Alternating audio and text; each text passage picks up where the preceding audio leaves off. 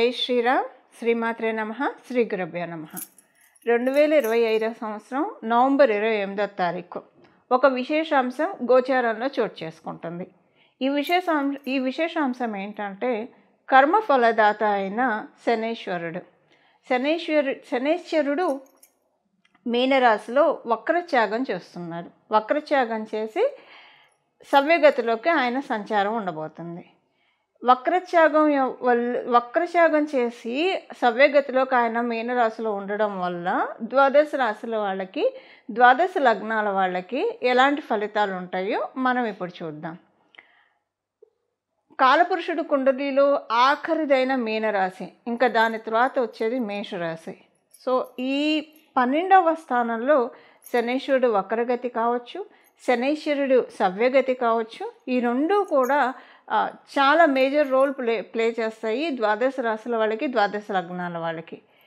ఈ ముఖ్య భూమిక ఏంటి, ఏ విషయాల్లో బాగుంటుంది, ఏదన్నా విషయాల్లో జాగ్రత్తల్ని సూచిస్తుందా, ఇవన్నీ కూడా మనం ఇప్పుడు ఒకసారి తెలుసుకుందాము.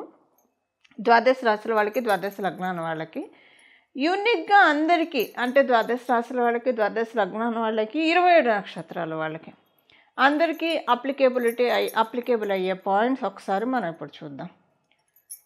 మీనరాశిలో ఆయన సంచారము సవ్యగతిలోకి వస్తూ ఆయన సంచారము ఒక రకంగా కొన్ని స్తంభించి ఉన్న పనులు, అంటే ఆయన వక్రగతిలోకి వెళ్ళి కూడా మేలే చేశాడు. ఎందుకంటే వక్రగతి కుంభరాశి వైపు కాబట్టి కొన్ని మేలు కూడా జరిగింది.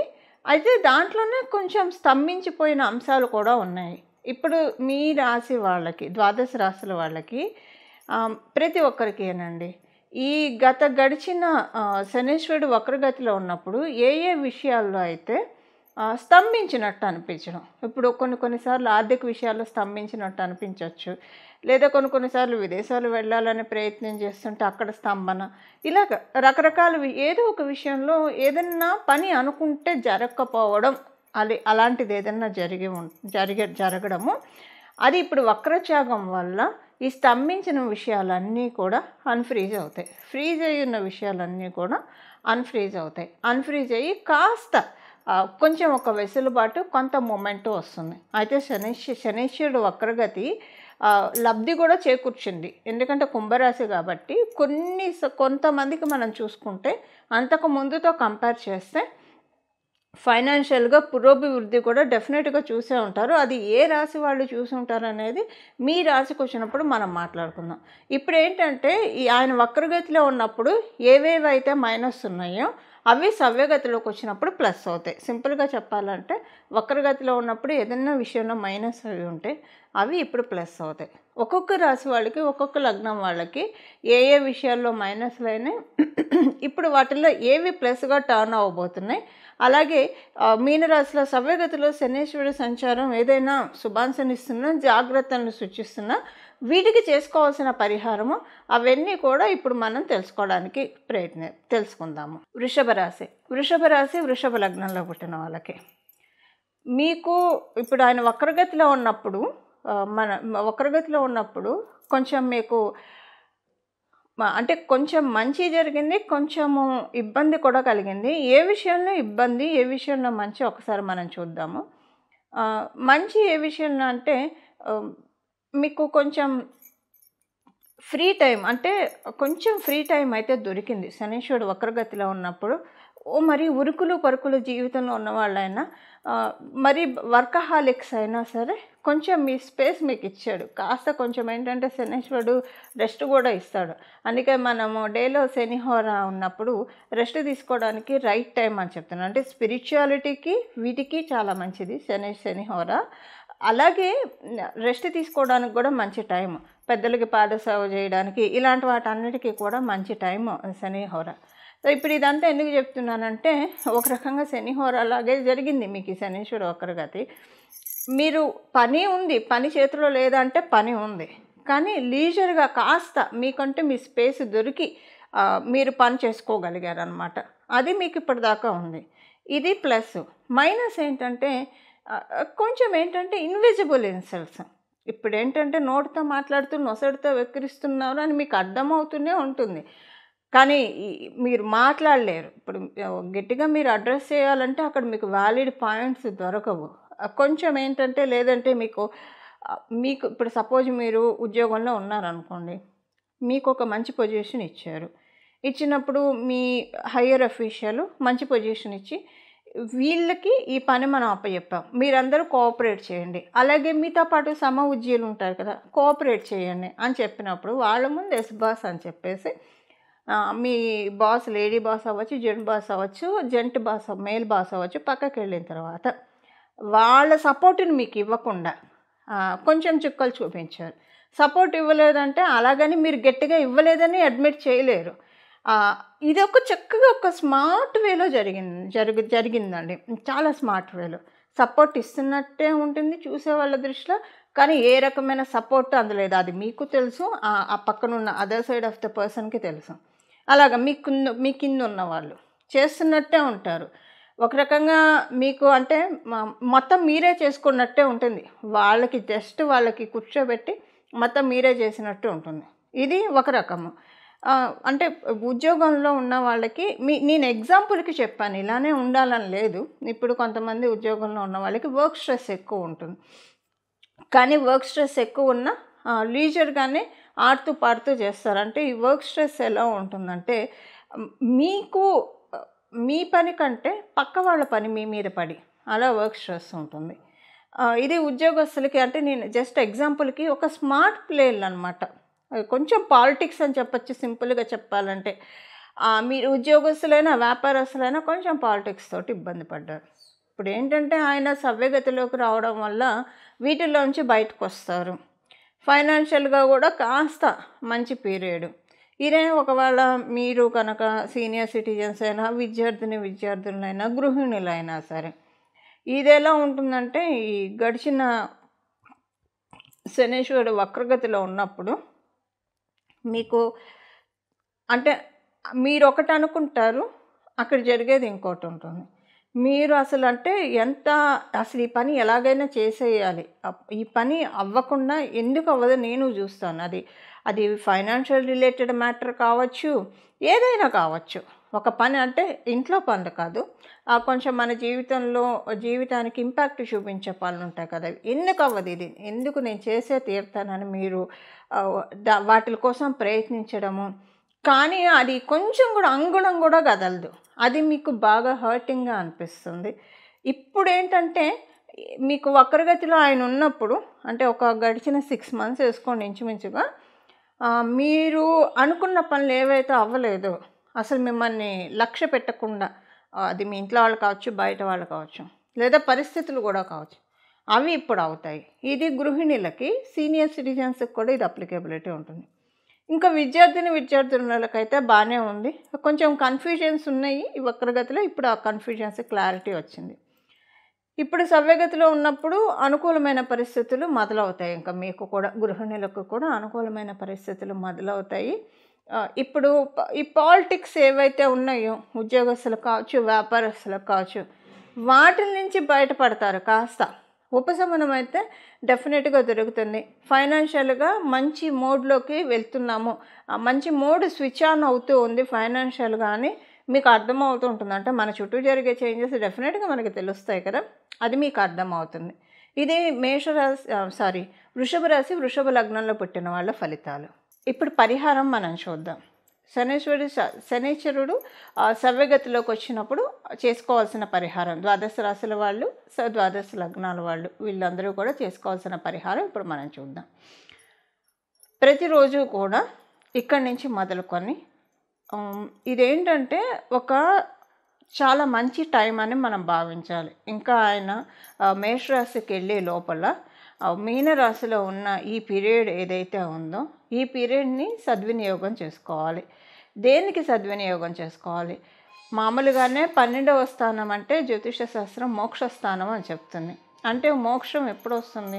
మోక్షం అంటే మన కష్టాల నుంచి బయటపడటం కూడా మోక్షమే అవుతుంది. దేనికైతే మనం ఇబ్బంది పడుతూ ఉన్నామో వాటి నుంచి మనల్ని ముక్తి కలిగించే రాశి మీనరాశి.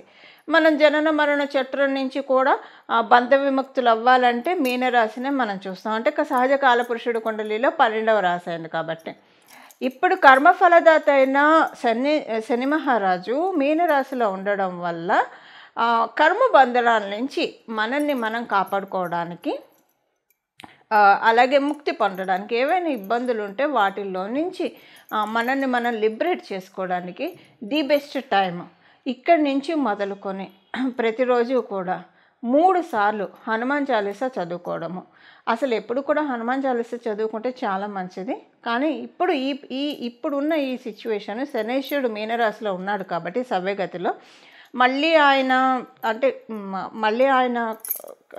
మీనరాశిలో ఉన్నప్పుడే మనకి ఇది బెస్ట్ టైం మనము విముక్తులు అవ్వడానికి, కర్మల నుంచి విముక్తులు అవ్వడానికి చాలా మంచి సమయము.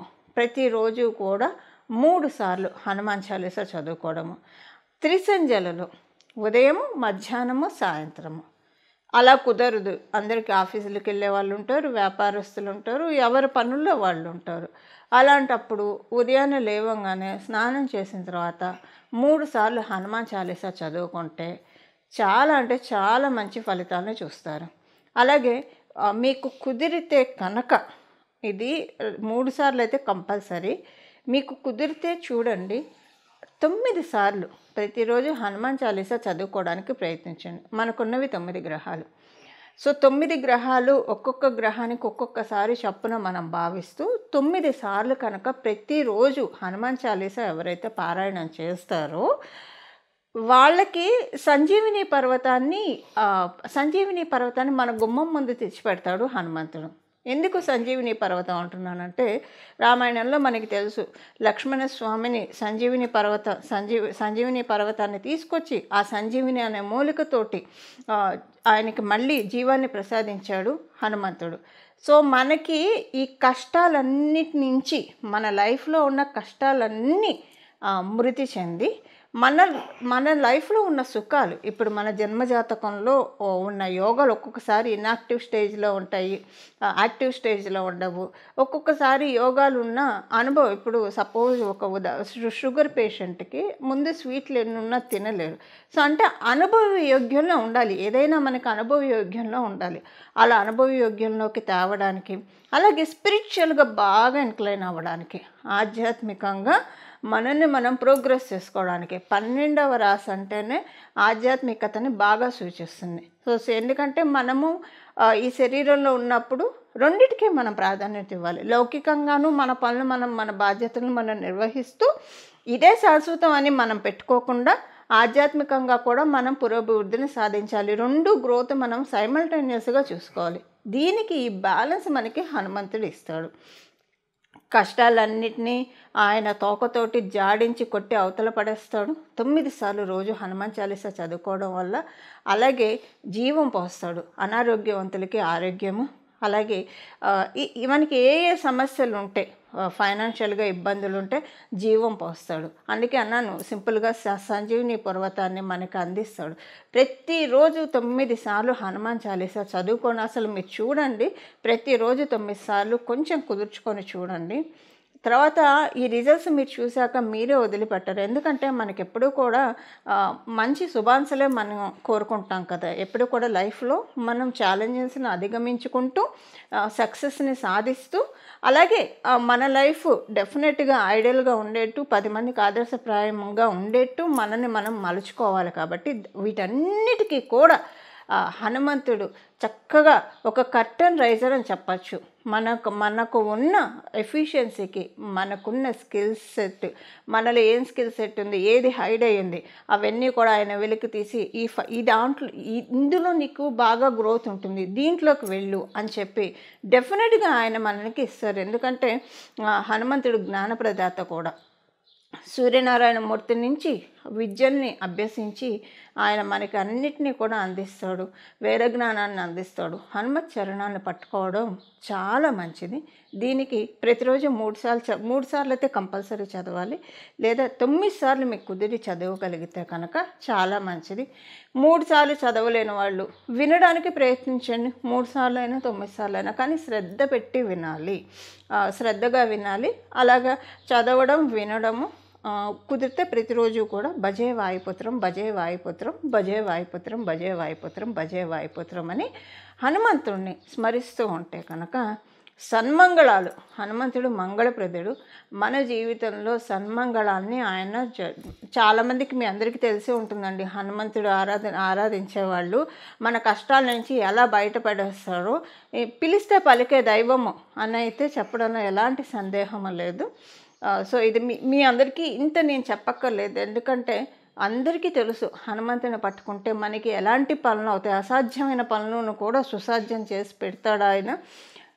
అంటే ఆ విధంగా సుసాధ్యం ఎలా అవుతాయి, మనలో ఉన్న ఎఫిషియన్సీని అలా ఆయన పెంచుతాడు.